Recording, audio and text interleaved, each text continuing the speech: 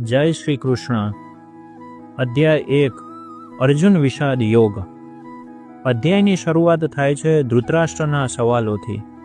એ જાણવા માગે છે કે યુદ્ધમાં શું થઈ રહ્યું છે, એના પુત્ર દુર્યોધન અને તેની સેના શું કરી રહી છે, સાથે સાથે પાંડવોની સેના પણ શું કરી રહી છે.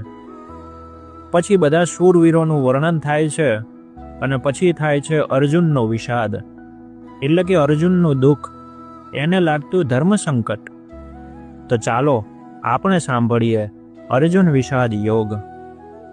ધૃતરાષ્ટ્ર બોલ્યા કે હે સંજય, મારા પુત્રો અને પાંડુના પુત્રો કુરુક્ષેત્રના તીર્થ સ્થળે યુદ્ધ કરવા માટે ભેગા થયા છે, ત્યારે તેમણે શું કર્યું?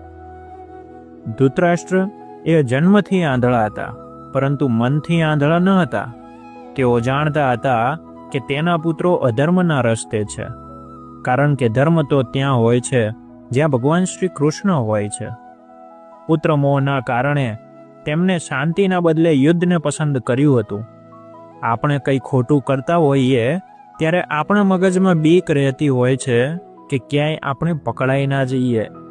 એવી જ રીતે ધૃતરાષ્ટ્રને પણ બીક હતી કે તે અધર્મના પક્ષે છે, ક્યાંય તે હારી ન જાય. આપણને શીખ એ મળે છે કે આપણે કોઈનું ખોટું કરવું નહીં ને કોઈનું ખોટું વિચારવું નહીં, અને છતાં આપણે એવું કરશું તો એના પરિણામો ભોગવવા આપણે તૈયાર રહેવું પડશે. જય શ્રી કૃષ્ણ.